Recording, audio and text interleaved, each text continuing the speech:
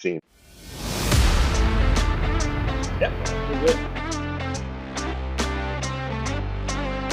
Touch on the fuzzy, it might just be internet reception right now, as long as it's recording fine for you. where's I wonder why that's going on. Let's like send an example.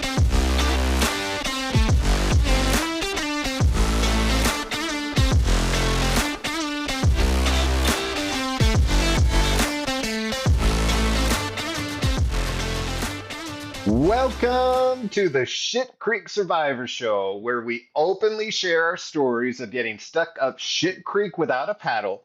We share the good, the bad, and the embarrassing. All the good stuff, right? But most importantly, we celebrate and share how we got out of our own personal shit creeks and got our lives moving in the right direction again. For those of you who aren't familiar with what shit creek or being stuck up shit creek without a paddle is, it refers to times in life or situations, circumstance, places where we end up in situations that we never thought or believed we would ever end up in, or afterwards couldn't even imagine how we were going to get out, but somehow we did. And this is where we share how we did it. This is the place where we share the stories, so you know that you're not feeling alone if you're being body slammed by life right now. Because when you're in the middle of it, it's really hard to believe that there's other people suffering at the same time. There are. You're not alone. I'm not alone. Okay. Now, unfortunately, this has become hard to discuss what's going on in our real lives because right now we live in a everything is perfect Facebook, social media world where people pretend like their childhood dreams went totally through without a bump in their life. It's not true. The truth is, we're all either have gone through something, will go through something, or are currently going through something.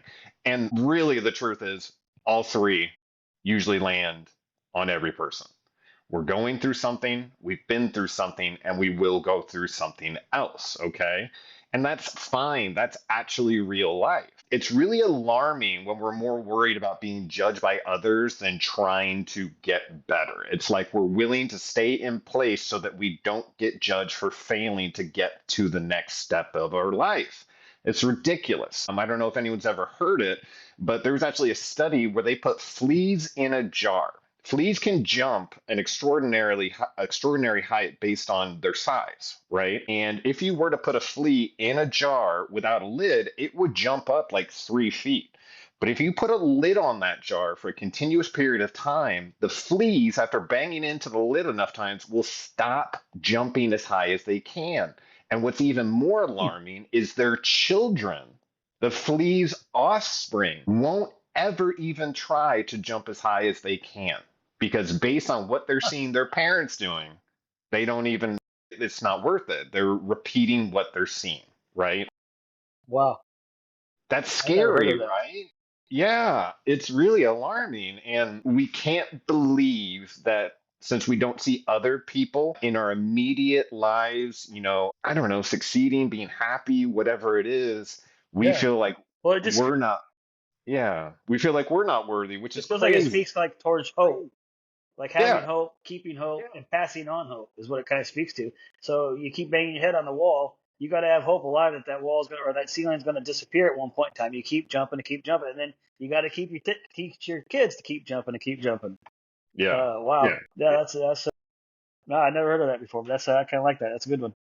Yeah, I just remember that. So I am joined by my friend today and former police patrol partner, Yeah, Dennis Kaufman. Thank you for being that's here me. today, Dennis. Love you. Uh, Thank Dennis you, and I brother. work, Dennis and I work side by side in the same car for the same police department in St. Louis County. And after you drive around on a 12-hour shift for months, which turns into years, eventually you start running out of things to talk about. And it turns out we started talking about real life things, things that were bothering us, maybe even problems in our life. And it turned out when I started speaking the words that I was thinking, I started catching my own slips. I'm like, that sounds pretty extreme. Why do I think that? Wow, that sounds different out loud. So we were able to help one another in our own personal lives and basically back one another up, build a trusting relationship, trusting enough to share what was bothering us. And we want to bring that to you so you guys know that, you know, There's other people out there who are here to help, okay? On the last episode, I shared my personal story of getting shot in the face, my struggles with PTSD, becoming a full blown alcoholic, gaining 80 pounds in 12 months, being in a 5 week coma on life support, and having a near death experience. So let's talk about how things went. So Only when one I near death experience? yeah. One real near death experience where I got to hold my grandma's hand in heaven. So if you haven't heard that episode, make sure you check out the previous episode, episode one. But so I was in a near death experience. I'm literally holding my grandma's hand in heaven. Okay. I'm in a 5 week coma, plugged into the wall. I'm in no pain finally because as I'm in the light, I feel the love. And suddenly I wake up to my dear wife slapping me in the face, telling me to breathe. And guess what came right back? All the pain. The, Um, the physical pain, the emotional pain, and the spiritual pain. Everything came back. And when I woke It's up, I almost like really, you left this realm and came back to this realm. yeah, yeah, it absolutely was. And the truth was, I wasn't that happy about it because the other place I was a very non-pain place. But I woke up and I was in a tremendous amount of pain. Unfortunately, I was not automatically changed by my near-death situation. I was basically telling everyone who would listen, get me out of this hospital, my body, my choice. And they were like, I well, don't want not to be so here. much. They're like, you have to be discharged by the doctor. And I'm like, no, I get to discharge myself. And they're like, what? So It's not going to really, work that way this time. it didn't work that way this time. I really thought that I was going to be getting out of there. So I'm basically just waking up for a 5 week coma that my whole family has had to witness. It's a family juggling act. There's someone at the hospital with me. My wife's working at a new job. Things are really kind of been up in the air while I've been unconscious. I don't know about all this. I think that I just woke up. I didn't know I had been asleep for 5 weeks. And I immediately wanted to go home and was like, you can't keep me here. And I was basically informed that that's not true. So I'm like, I know what I'll do. I'll work my angles. So I started asking the nurses. I'm like, well, first it was family. First it was Kate, my wife. And I was like, honey, you just got to get me out of here. Just do what you got to do. Get me out of here. And with love, she didn't do what I said. And in the moment, I was a little upset. And I was like, fine, I'll do it myself. So I started, as much as you can chat up a nurse being totally sedated, that's what I was trying to do. And I had no shame in it. I was trying to get one of the nurses to somehow get me out of there. And I was doing this right in front of my wife, which my mom thought was really funny. She was cracking up laughing, right? And my wife was a little annoyed, and but that didn't Oh, work. I started talking to the doctors. They were a brick wall, no chance I'm getting out. So I'm like, you know what? I'll do it on my own. So I decided I'd wait for the perfect time, and I would get out of my hospital bed, and I would simply walk out of the hospital. Right? There's so much activity going on in a hospital. right. I'm in like ICU. Actually, You see it in the movies all the time. Just throw on a doctor's lab coat and walk out. Nobody will what? question you. I didn't even think I needed to do that. I just was like, I'll have my ass out and then I'll somehow get home. I didn't even know what hospital I was in. I believed I was in Barnes Jewish, which is downtown St. Louis, but I was actually in Mercy, which is like West County, St. Louis County, quite a ways away. Didn't know where I was, anything like that. I just knew I wanted to go home. So I tried to get out of there. And my first escape, I was waiting for the right time. I don't remember all of it, but I do remember a good part of it. And I waited for my perfect time. I got my legs off the bed and then boom, I'm standing up. Again, I don't realize that I've been unconscious for 5+ weeks, right? Let alone on a ventilator Yeah, for 5 weeks. And when I go to take my first step, my leg doesn't move, but my upper yeah, body does. And I really quickly learned that as an adult who you have no reaction because it turns out your muscles have all atrophied since you've been asleep for 5 weeks. I became basically a tree falling, and I watched the whole thing happen as the floor. Exactly. And Vince Vaughn said it right: big tree fall hard. So, so wham, right on my face. Boom. But now I'm on the ground, and I realize I can't get caught trying to escape. So what I do is I like shuffle back to, I'm crawling on the ground. I get to the hospital bed. I put my hands up on the bed, like I'm pulling up on the mattress. It's taking everything in me because I've got no muscle. I'm climbing up the bed, climbing up the bed. I get in there. I just flip on my back. I'm exhausted. I mean, I'm breathing hard. And the nurse walks in and goes, "Are you okay?" And I'm like, "Yeah." And she's like, "Okay, okay." So, first escape did not work. Second Did she escape. call you on it? No, Because they I see don't. your heartbeat going up, they know something's up. I don't know. It would be interesting to hear the other side of that story. I just realized saying it out loud. What if they watched that whole thing? They probably did. They might have. They might have cameras in there. They Including definitely like watched your heartbeat go up and your they're like, look at this breathing go up. dumbass. Look at that dumbass fall over. Yeah. Look at that dumbass climbing up on the bed. I'm gonna go check on him. You know, Go check on him, make sure he's okay. cover your own ass. And so, all right. So first escape. That would be interesting to get her their opinion on that too, or their take on it. Yeah. Okay. So now that one didn't work. What are you First gonna do attempt. now? So pulled myself together and realized I needed some sort of walker to get out of there. Actually, a wheelchair, most likely. But I decided I wasn't going. Somehow I got a hold of a wheelchair. I think it was in the hallway. And I knew that if I could get to the wheelchair, I could use it to hold me up to walk. So I was able to Right. get to the wheelchair. And this is after like 3 or 4 days. I'm finally strong enough, or think I'm strong enough to get over to the wheelchair. I get the wheelchair. I'm walking down the hallway. I've just got a gown on. I'm pretty sure I don't even have underwear on, so my ass is hanging out. And I get all the way to the elevator, hit the button to go down, and as the door opens, who's standing there? My doctor. And so He then I was recognized you right away. Yep. Yep. So then I was placed in the wheelchair that I was using to get out and taken back to my room, which is kind of defeating. You just want to like shake your arm at them. So that all happened, but No eventually, dessert for you. no dessert from me. And so eventually I was able to go from, I went to ICU to there's another tier right below it before they release you to kind of like general rooms kind of deal. And so I went through those processes. The hospital is weird. It takes a long like if you want one thing to be done, like to move from one room to another, it's going to take 24 hours, which is insane. But I understand it's all has to do with hospital policy and the paperwork and all that kind of stuff and insurance and whatever it is. But I just wanted to go from one room to another so I could get to if I get to this category where I'm no longer in ICU and I'm no longer like they're really worried about me, then they'll release me, right? Yeah. Or at least But you'll it be able to sneak out a little easier. Right, or I should be able to sneak out a little bit better. But they decided that my inability to walk was a problem. And they also weren't sure, and I didn't know this in the moment, how I would return.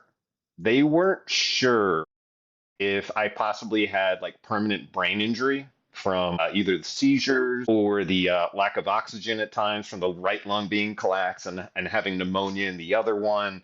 There was all kinds of stuff going on. So they decided I needed to go to this clinic, which is typically used for stroke victims. And what it's meant Okay. to do is kind of get you back on your feet, learn how to walk, learn how to kind of brush your teeth, learn how to use the restroom, learn how to shower, all these kinds of things. And they told me I was going to have to go to another place. I was not happy about that. So they were going to put me in an ambulance. I was like, Kate, how about you take me?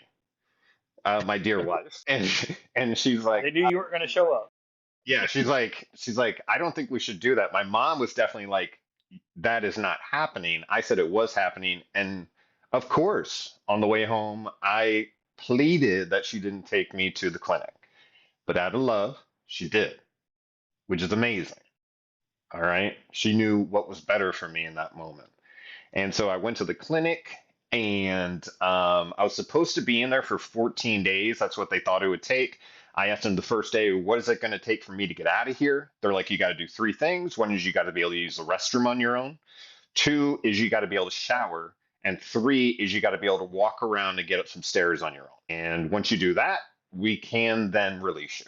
And I said, bet, here we go. Now, I did forget to mention that while I was in the hospital, turns out drinking a lot can lead to gout. And Yeah. as I'm learning to walk, I don't know if anyone out there has ever had gout, but having a sheet laying on your foot if you've got gout is so painful, and it doesn't even make sense why it would be so painful, but it really is. And I was making such a ruckus, like, this hurts, this hurts. Eventually the doctors looked at me and they go, oh wow, you might have gout. And so they eventually Yeah. got working on that. And so my feet hurt really bad, but within 3 days I was able to clean myself, walk upstairs, and use the restroom on my own. So I was able to get There you released go. in three. Yeah. So I was able to get released. And as soon as they told me I was released, I called Kate, my wife, who was at work. And again, I'm not proud of how I acted for this period of time. And I'm going to spend the rest of my life kind of working through, or putting, apologizing through action. Maybe that's a good way. I don't, I, I said that to her before, and she's like, you don't need to do that. You do the same for me. I was like, honey, I don't think you realize what you, and you'll know more and more as the story goes on, like what she did. But the fact that she's, I mean, it's crazy. Yeah. I mean, she stuck with me. She got me to that clinic. She got me released, or I got myself released. Now I'm calling her in the middle of a work day saying, you have to come pick me up now. She leaves work, which is a relatively new job, picks me up, picks my brat ass up, and then takes me home where I now have to, well, first off, they weren't going to release me until my wife put a ramp at the house because they didn't think I was coming home on my own efforts. And my wife looked at him and said, "We're not putting a ramp at our house. He will walk in the house." And that's what happened. My wife is a warrior, so I was able to get home. The rule was I wasn't allowed to be left alone. So while Kate went to work, my dad would actually come over and just hang out with me. I wasn't too happy about being babysat. I don't think a grown man ever would who feels like their life is upside down. So even though I was home, I had a lot of work to do. So the first thing Yeah. I had to It's do, it's amazing. It's amazing to me for the things that I've gone through, or seen other people go through, or hearing you what you're saying you've gone through as well. But you're right. We want to be by ourselves, and you feel like you're being babysat. It really feels like the worst thing ever. And I want to just say that I think it's okay to be alone during this time, because that's when you really get to yeah, understand that you do need the help. So, yeah, I mean, it was really fresh and new. So no, there's no harm or foul for somebody babysitting you. But I get where you're like, I don't want anybody here. I want to be by myself. I want to be miserable, and I want to work through this in whatever yeah, way I can. So, yeah, I just think that's a normal feeling that people are going to feel. And yeah, if anybody feels that way, like I just want to be by myself, sometimes that's not a bad thing. right. Don't And feel when like you're it's a going, bad thing. Embrace it. yeah. And if you're going through a situation where you're unable to make your own choices and people are making choices for you, you feel so out of control 'cause you're not even in the conversations having to do with like Yeah. your future, you know? So, it's unbelievable. But again, eventually I got out. I'm being babysat, and they're like, the other thing you can't do is you're not allowed to go down the stairs into the basement. We just had a single story home with a basement, and I was like, bullshit. And so I went down into the What basement. the? I realized I couldn't walk up the stairs. My dad's upstairs. He's kind of older. So I'm literally crawling up the stairs, but I'm not strong enough to crawl up the stairs and pull my body weight. So it's literally like to pull myself up, instead of it being like kind of a crawl, it's like a grab and drag, like a grab and drag. So that's all happening at home. Hip up one step at a time. Yeah, but speaking of which, my wife, before she's going to work, is taking me for walks so I can learn how to walk again. The first day was like from the front door to the mailbox, then from the next day is front door to the driveway, then from that driveway to another driveway the next day, and then like it just kind of went and kept Baby going steps. again. Yeah, baby Keep steps. moving forward. And so I'm doing that. I'm not happy. I am sober. I'm not drinking. Again, I didn't actually realize how much of a part the drinking had played in me getting into this situation. I think I almost like subconsciously like just didn't understand the gravity of what I was doing to myself, but it is what it is. And so I'm getting better. I'm walking. I'm becoming more independent. I don't need a babysitter anymore after about like 2 or 3 months. They trust me enough to leave me at home and all that kind of stuff. And Kate and I went out to lunch one day and suddenly decided I'm a grown ass man and I get to do what I want to do. So I am going to have a beer. A beer. I had a beer that day. Grown ass man. The next day I'm like, I'm a grown ass man. I can have 2 beers. And then, the next day I'm like, wow, I'm really a grown ass man. I can control my drinking. I'm gonna have, I'll buy a 6 pack. And then, 6 pack turned into like, I'm getting a 12 pack, now I'm drinking like 8 beers. And what happens is you get a really good idea. See, You're what like, happened was, what had happened was is I realized drinking all this beer wasn't good for me. I was gonna put the weight back on that I had lost while I was in a coma. All right. So I decided it's a good idea. Well, let's switch it up to vodka again because vodka is really it's a lot safer and it's better for you. No, wrong, wrong, wrong. And so now I'm drinking more. I know I can feel it in me that control is slipping and slipping and slipping. I start going into a place where I'm hiding my drinking again. At this point, for the first time, I actually had hid a couple bottles of vodka at my house oh because I wow, didn't want Kate or my family to know what was going on. But then one day, I jump in the car and I'm heading to a therapy appointment, a therapist that I've been seeing for a long time, even before I got shot, all that kind of stuff. So I show up. Hold on, let me rewind. I'm in the car on my way to the therapy appointment, and I'm driving down the highway, and suddenly I had this overwhelming feeling, almost like a sign from God saying, I've taken you this far. If you go any further, I'm not going to be able to turn it around for you. And it scared the shit out of me. And I got to my therapy appointment and I was so like shook up. Immediately, she goes, what's wrong?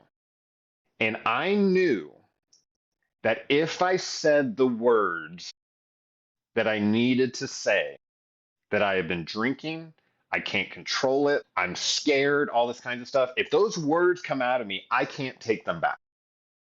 well, right, but it's being honest with yourself and your situation. Right. So I was at a standstill or at a fork in the road.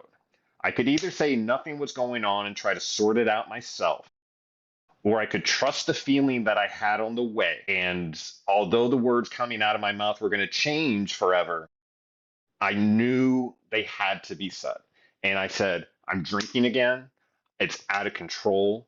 I'm scared. I don't know what to do. And my therapist looked right back at me and she says, you're going to do 3 things right now if you want to keep working with me. And I said, okay. She said, first, you're going to call your wife in front of me and you're going to let her know that you've been drinking, that you're hiding it, and you're going to ask her to remove any alcohol that's in the house. Yeah. So I called my wife at work and crying, just sobbing, apologizing, and asking for forgiveness. And the first thing she said to me was, okay, what do you need me to do? As simple as that. My life changed because she could have said right in that moment, I can't do this. This is bullshit. And she would have been right. Yeah. But by God's grace and mercy, she said those words which changed my life, which changed my recovery. Because the fact that she was giving me another chance, I wasn't gonna fuck it up. Or I believed I wasn't gonna fuck it up. Well, With full commitment, I'm like, okay, I did that. Kate's got my back. She said, the second thing you're gonna do right now is you're gonna call your parents in front of me. And you're gonna tell them you're heading to their house and that you're going to be there until Kate gets home and you're going to admit to them what you've been doing. I said, okay. So I called and my mom picked up and I said, "Hey, I'm at therapy. Are you going to be at the house for a bit?" She said, "Yeah." I was like, "I need to come over and talk to you about something and I need to stay at your house until Kate gets home." She's like, "Okay, what's going on?" I was like, "I'll tell you about it when I get there." She's like, "Fine, we'll wait for you." And so they waited for me at home. And then the therapist said, "The third thing you're going to do is you're going to an AA meeting tonight. Otherwise, I'm not going to work with you." And I was put in a position where I really didn't have a choice. I had tried to handle all this on my own. It wasn't working. And You now did have I'm a literally, choice. yeah. You had a Oh, and- choice.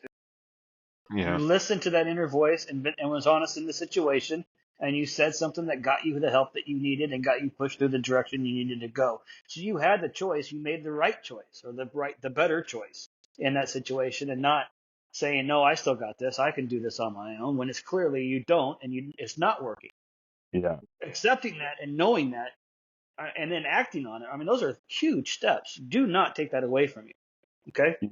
Well, those are huge steps. I can see that. And I would say that to someone else. It's funny how we can recognize like triumphs in other people's lives, Oh but we yeah. can't say mine. Um, I give the best advice. I just don't ever take it. me too. Me too. As you can tell by my story, it's just like a constant like left, right, and it's like the That's problem life, is brother. That's life. as I'm going through it, I believe I'm making rational choices. Like I'm articulating afterwards, that was a reasonable choice to try to run away from the hospital. They're like, no, it's not. Like it's, and so yeah, so I'm going through that, and so I get to my parents' house after I leave my therapy appointment. I tell my parents what's going on. They greeted me with love, and they were like, okay, what are we gonna do? I felt very disappointed in myself that day because my mother had told me growing up that her father was an alcoholic and that I really need to be worried about it. And Genetically predisposition or right, but I would predisposed, whatever the word is. I can't talk all of a sudden. no that And yeah, there's you're truth to that. And you felt like he had let her predisposition. down because she had told you this and you didn't listen. Yeah, and it's not only that I didn't listen. I was like, well, that's not going to happen to me, and I'll show you. It's just how I've been. I don't know since I've been Yeah, born. I don't know your what's. ego and your pride, just the best of you. Yeah, I guess so. I mean, that's been a part of the storyline all along too. Yeah. Yeah. All right. Yeah. And we'll see when we get there when I realize it because, up to this point, I think I'm walking with purpose. But, so I get to my parents' house. I admit to them that I've been drinking. Kate's at the house emptying the alcohol. And then she helps me find an AA meeting to go to. And I went to my first AA meeting in Kirkwood, Missouri.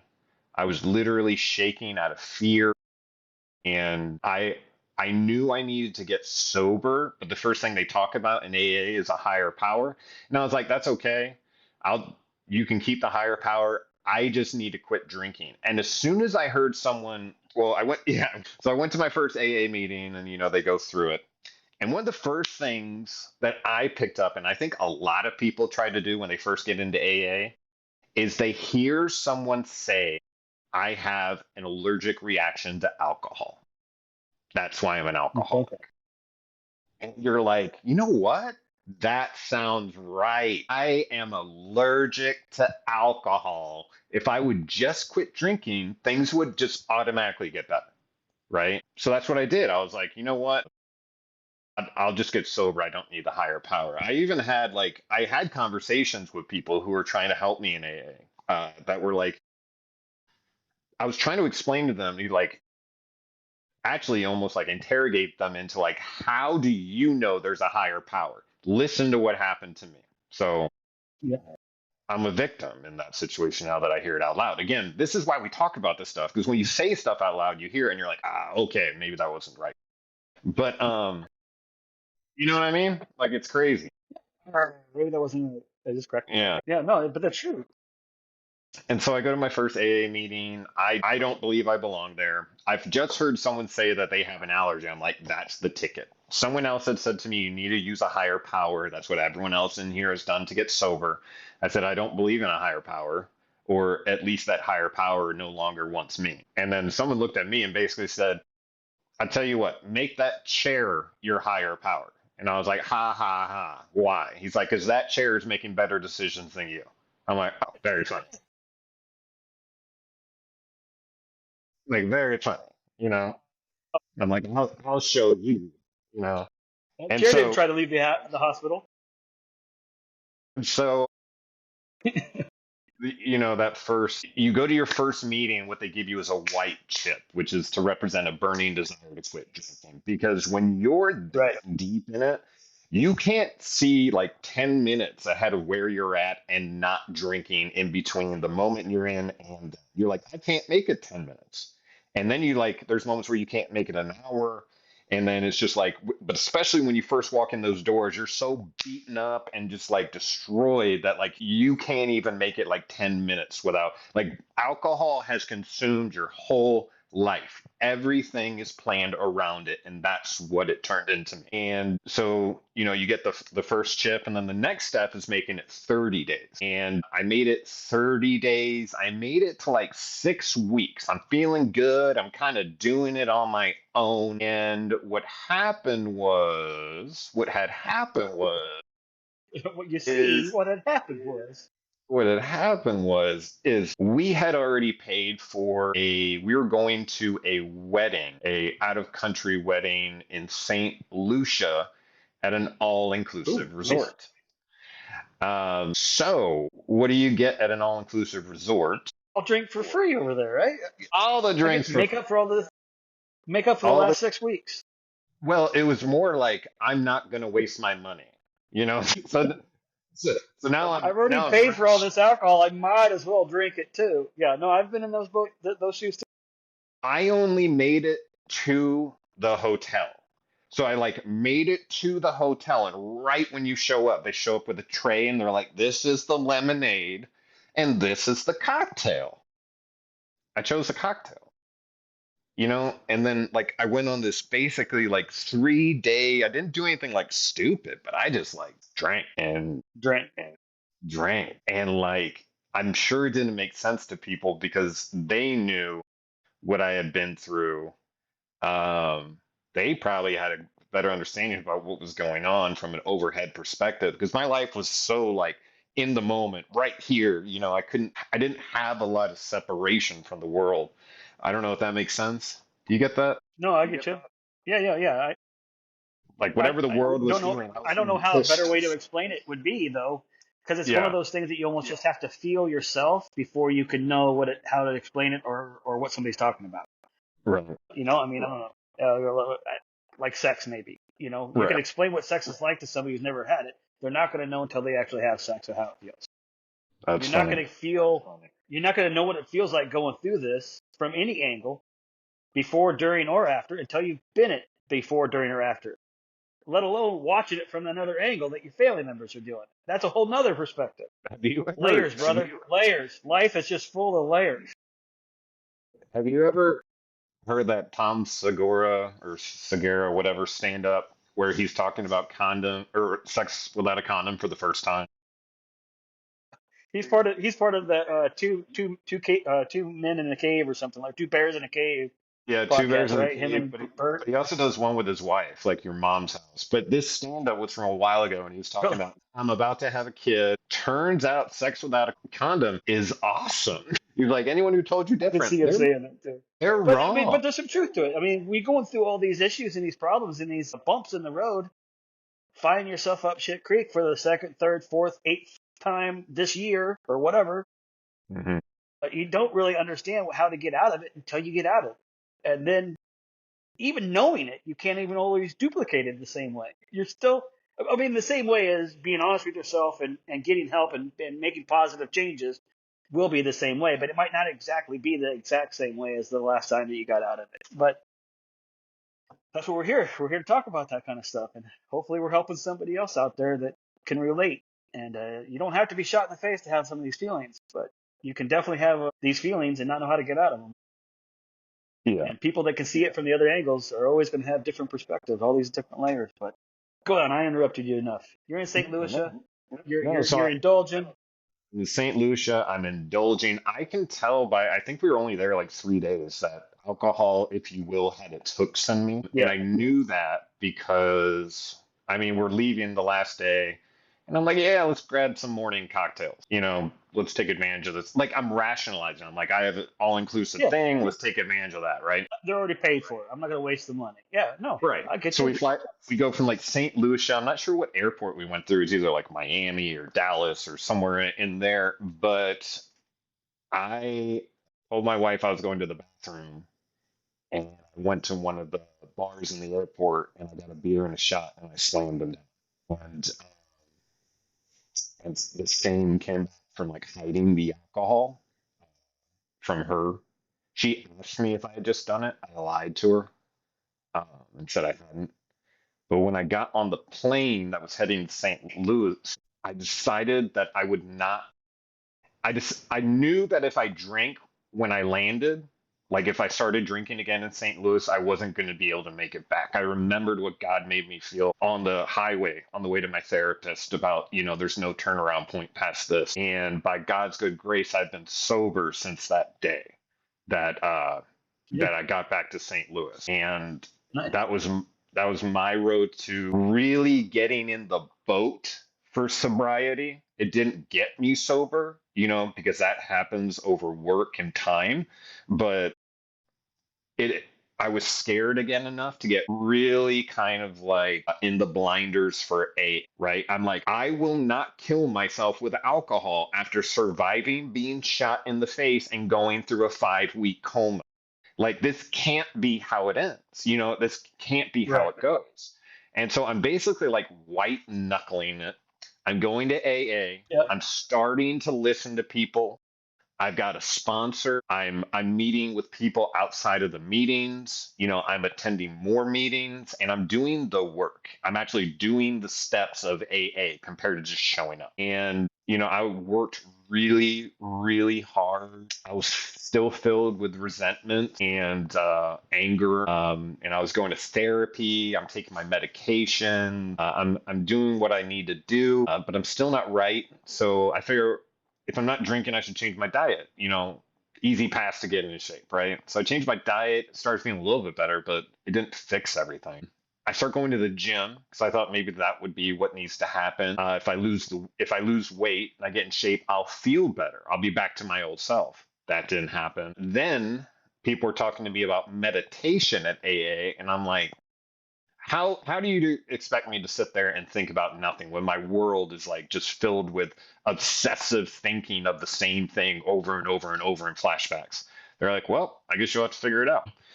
But out of desperation, I eventually started meditating. And it was literally like, if I can just get through 30 seconds, if I can get through a minute without, freaking out or, Okay. whatever it is, there's some really good apps you can get, and those help me for anyone who's looking for help with meditation. The apps and guided meditations.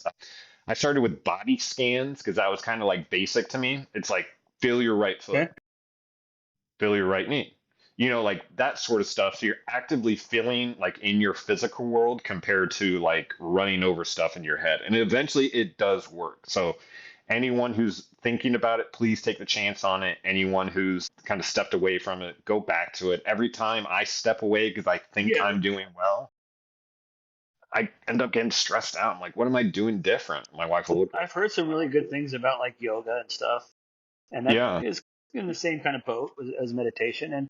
And I would just like to add that if any of the watchers don't like us bringing up Christianity or religion for your higher power, when they go to AA, they can use like meditation and stuff too to fill that same kind of purpose. It just needs to be based in good intentions and a good moral code kind of feelings and thoughts. And as long as you're making positive impacts and you're doing it by meditation, you can still fill that role of that higher power when it comes to the AA meetings and stuff like that. So just wanted to throw that out there too, because I know we might have anybody, who knows who's watching, Exactly.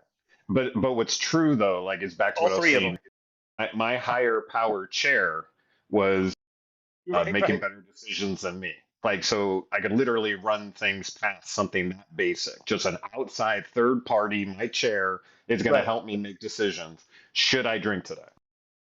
Chair says no. So, Chair says no. Chair didn't say anything. it, Don't well, respond if no, don't right. respond if you want me to drink. Yeah, because if you're asking that question, you probably already know the answer. Well, and we said something earlier off camera before we started about like road rage. Yeah, I kind of want to kick this into that side a little bit too, because that's part of that whole, I don't know, feeling like we've been walked over yeah, because, nothing seems to go right. You just feel like you can't make the right decisions, or everybody's making decisions for you, or, you just kind of feel walked on. It. The next thing you know, you're like, I don't want to be walked on anymore. Like, you can't right. talk to me like that. You can't treat me this way. I'm tired of it. And it could be just somebody cutting you off on the road and all of a sudden like, oh, I'm going to teach you. Yeah, This isn't how you're supposed to, you can't do that to me. yeah, And it just, man, that has to be one of the first big signs that you have to catch on to. Your anger is getting the best of you, whatever you're going through. That's got to yeah, be one of the first big signs. I'm tired of being walked on or feeling walked on. yes. And then you're going to rack it 100. out and do something bad to somebody else. And I had never really Drink experienced to it in forget it. my personal life, but I had, for me, but you and I had, when you're in the police field, you deal with people who are in their worst moments. In their worst moments, just like I was having my worst moments, And it's just I kind of lost track of where I was going there. But oh wait, no, no, no. So you're like angry and you're angry and you're angry, Mm-hmm. and for me, I was like, I'm willing to die before someone takes advantage of me, steps on me, anything like that. Like I was willing to die for it because I didn't feel like I had anything to lose. When Yeah. you feel like you have Felt like nothing you're in to a corner. lose, right, and you feel like you have no future, and what happens is you become like a bull who's been like beat on. If you take a pit bull who's been beat on by a human, it's going to find a corner in a room that it's placed in and basically say, this is my corner. If anyone comes near me, you will get bit. The rest of the world can stay over there. I'll be over here. I won't mess with you. If you mess with me, I'm coming. Like basically this Yeah. line in the sand that Yeah. this I have established my space. If you cross this line, you will deal with me, right? It really with PTSD, you get that hyper vigilant aggression, and you're ready to rock at any point. And just based on like a sudden feeling, you can all of a sudden be activated into like, like I was talking about in the last You episode. broke up. I was so hyper vigilant that I was creating like attack and like battle scenarios in my house if the bad guys ever came, or if like they ever got on my street, what we would do. I had my car parked in the backyard. You know what I mean? Like I'm losing my mind going through this whole process. But Yeah. anyways, all right. Another So good way I probably explained it with my therapist at one point in time. The thoughts that go through your head is like cable TV with 180 channels on it. And one channel is something I've done in the past. One channel something I should do in the future. One channel something I resented. One channel something I enjoyed. One channel is the event that happened. One channel is one of the events that happened after that was similar that kicked it off. One event's like, what if this happens? What if that happens? What if somebody yeah, comes down the street? It's like 180 thoughts, and I'm just going like this with the clicker through every it's single channel for about 2 seconds. wow. I've And it's never just heard that. constantly going through and going through. And it's like 1 second it's something about home, the next second it's something about PTSD, and that's how my night would be, trying to go to sleep. And that's Yeah, what I would try to drink to drown out, to quiet that, to get it to stick to on one channel for a second, even if it's just the black and white fuzzy yeah. channel, even if it's just that channel, just get it to stop on one channel for a second so I can relax and go to sleep. I really like that because you're constantly trying to find the place where you can be comfortable. Just be like, where's that channel where I can just pause for a second and just Yeah. chill? Right, exactly. But you never find the one to pause. You just go through all the other problems and all the other situations and all the other, even some good things, but a lot of them are bad things. And And then you're you like, going, I act. just can't get through them. Yeah, Yeah, and then you activate a little bit, and that brings up other sure. memories, and then you're like boom, and then it's like boom, and before you know, you got a battle plan and what you're gonna Yeah, do to. how I should have done that differently in that day when something bad did happen. How I'm going to do it Oh next yeah, time when something bad happens again. What if something I never thought of happens? How am I going to right. get away from this one? How am I going to fight back on this one? What am I? Yeah, it's just constant, like channel after channel after channel, and it's like And for no me, relief. a big channel is how did I let that happen? Like that's a Sure. big channel. It's reviewing everything I did with like a critical red pen being like wrong, wrong, wrong, Yeah. F, Yeah. like that, like this is terrible. It's, yeah, I've come a long way. And yes, we will discuss it. So basically, I'm back from St. Louis. I decided I'm going to get into the program. I'm doing everything that they're telling me to do. I'm meditating, but I'm having trouble with the higher power. And one of the things that happened before I was able to get closer to that higher power is I actually attended the trial of the individual who shot me. And I was a witness because, I saw the red car moving away from me. And it turns out Jeffrey, who was the suspect, was driving a red car. And this was the first time I had seen this guy. This is like a year and a half after he shot me, kind of deal. And as I told my story in the courtroom, there was no command officer presence from our department, which I noticed. I don't know the politics behind that, but anyways, but I told my story, and I just like I said it in the first episode, and when I looked at Jeffrey, his face was just blank. It was the weirdest thing. It looked like he was like hollow, like there was no one, like he did not look like a criminal mastermind. He did not look like someone who planned shooting me in the face or anything like that. Yeah. He He wasn't. looked like a dum He dum. was up shit Just creek himself. yeah. And he He was up just his own like shit creek. he can't even hold his mouth shut. You know what I mean? So he's and it, and I shouldn't be saying all this, but anyways, I mean, in that moment, I knew 100% that this individual did not mean to shoot me. He was an idiot, and that it is what it is. I didn't have problems with him at that point. Good. You got some clarity and some peace of mind out of it. That's awesome. And that grew. That grew to where I've even had impulses of wanting to contact him and be like, "Hey, I don't know if this matters, but I'm not angry with you." Yeah. Like I don't know if that would do anything for him. I don't know if it would do anything for me. But anyways, long story short, it's amazing. If you feel the drawing and enough in your heart, then that might be a higher power trying to tell you to do it, and maybe it will help him. Maybe it'll help you. Maybe it doesn't help anybody, and it doesn't hurt anybody. I don't know, Yeah, as but long as I it would doesn't hurt suggest anyone. if you keep feeling it, maybe you go for it. Yeah. I don't know. Examine it. Give yourself a few minutes to kind of talk about why you want to do it. If it's going to be something that benefits you, then definitely do it. If you think it might be something that could benefit him, then maybe it's the right time for him to hear that. And maybe that's his higher power is going to talk to him a little bit because you send him that forgiveness or something. I don't know. I would just say, yeah, listen to your heart. If you feel it, if you keep feeling the draw for it, examine it more and maybe go through with it. My Yeah, advice. I appreciate it, buddy. You're right. And it's funny how things change over time. So, you know, I remember after, I've gotten to the meditation, I'm doing the things that the AA is supposed to help me with and all that kind of stuff. And I had used every resource and every tool except for really examining what a higher power would be and how that would help me.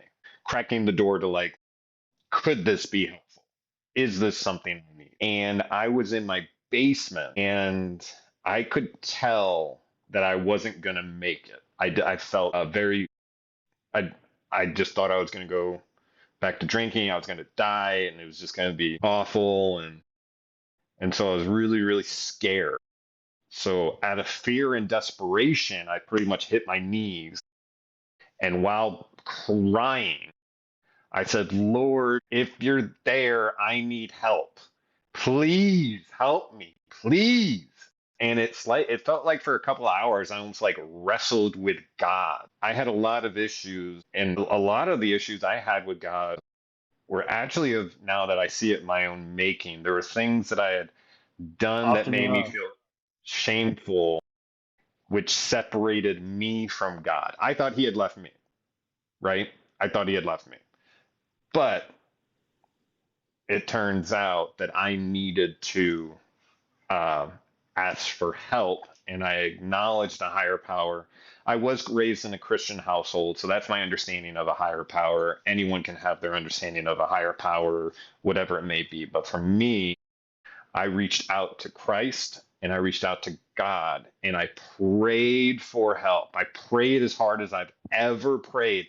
in my whole life. And it really felt like I was being wrestled and like it was just very odd. But when I woke up the next day, I suddenly had a stronger relationship with Jesus. It's like we had finally gone into the same room and not had it out, but like almost had like a stare down. Well, it's your internal struggles. It's not just with him. It's also with the absence of him. It's also with the Satan, the devil. Yeah. It's also with your own internal struggles of whether you really believe or don't really believe. It's your own faith struggles that you're trying to get through. It kind of reminds me of the devil and the angel sitting on your shoulder, both giving you advice, and you got to try to listen to which one you're going to listen to.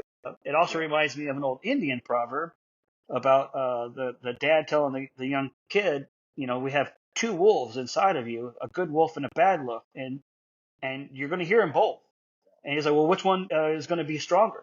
And it's going to be the one that you feed. The one that you feed will be the stronger voice. I feel like it's the same thing with the angel and the devil on your shoulder. Which one are you going to listen to? Which one are you going to give more voice to? At that point in time, you'd be giving both of them too much attention. And now you're trying to give one more attention. Well, the other one wants to fight for it. So that's the internal struggle that you're having with your whole deciding on your Yeah. whole faith base. Yeah. Again, normal reactions to how we feel after an abnormal situation. Yeah. And it was just such a long process to even get to that point where I was willing to submit. I really surrendered Yeah, in that moment. I was that's like, a good I way to will put it. surrender, but you got to come through on this. Otherwise, I'm not going to make it. Like, I will die. If you're there, please help me. And I kept building that relationship with God, but I was going to therapy again twice a week. I was sober. I had some time under my belt. Are you there? Yeah, here your plugs went off for a second. Oh, they're there now. Was this? No, you were. Oh, so I had a little time. So I had a little time under my belt, in sobriety, and I had been kind of working with God, like sort of being like, I'll go this far if you go that far, and if you go that far, I'll go this far, and this sort of It's still thing, right? bargaining. Yeah, It's still bargain. bargaining with Right. So yeah. So you're like, grief acceptance. you almost like want the sense of control, but you're out of control. There's just so many, but you're right. It's bargaining. It's So I'm still bargaining bargaining. with God. I'm like, I'll go this far if you go this far, sir. And then, so I Which would he's got to be get there. like he's got to be like the parent telling the kid, no, you can't even work candy, and the kid goes, I'm gonna have more candy, and the adult goes, yeah, we'll see how that works out for you. Yeah, You we'll ain't see how gonna that get more works out. candy. Exactly. Yeah, And so like I had but it's gone through normal. all this, and I'm working on my PTSD and therapy. I'm on the medications I need to be on. My diet's right. I'm losing weight.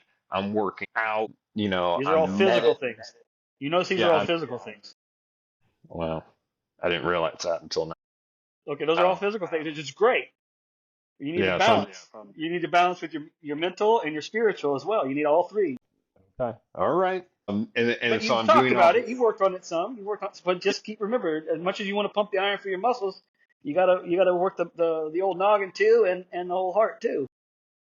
It's just I resisted it.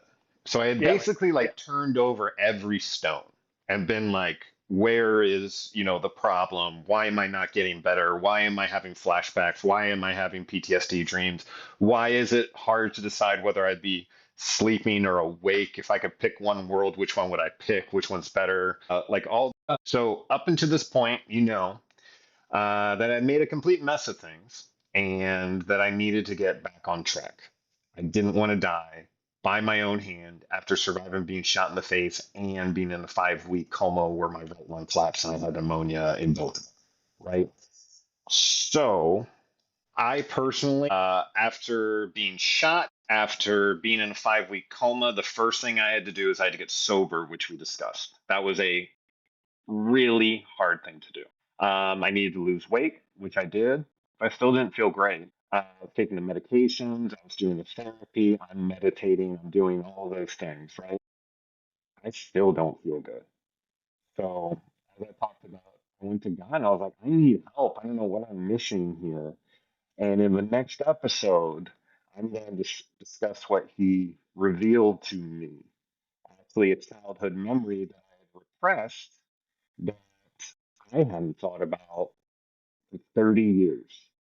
And it was hiding under a stone.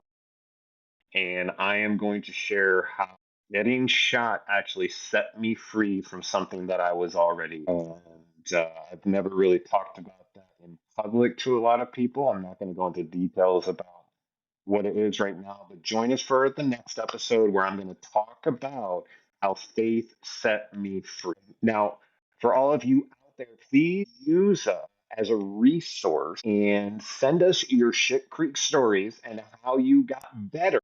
Uh, and please share all that with us. Send them to our podcast. You can reach us at www.shitcreeksurvivors.com if you want to check out the website, or reach out to us through the email shitcreekpodcast@gmail.com. We'd love to get your stories so we can bring Yeah. more people in, make the group big, make it stronger. And if you Yeah, but are just one person, it would experiencing be worth it. yeah. And if you are experiencing anything having to do with PTSD, or if you have any direct questions about PTSD, you can check out the website www.ptsdsupport.org. Okay. And Thanks if you're so thinking much, about hurting guys. yourself or others, please reach out to the hotline and get help right away. Don't be afraid. Don't be so full of yourself that you think you can stop yourself from hurting yourself or somebody else. If you're thinking about something serious, get help. Yeah. Call the numbers. There's more to your story. Yeah, this isn't where it ends. There's more to your story. All right, buddy. I love you. Thanks for doing this with me. Hopefully we You help too, some brother. people today. You too, And brother. We'll see you on the next one. absolutely love you, buddy. Love you, brother.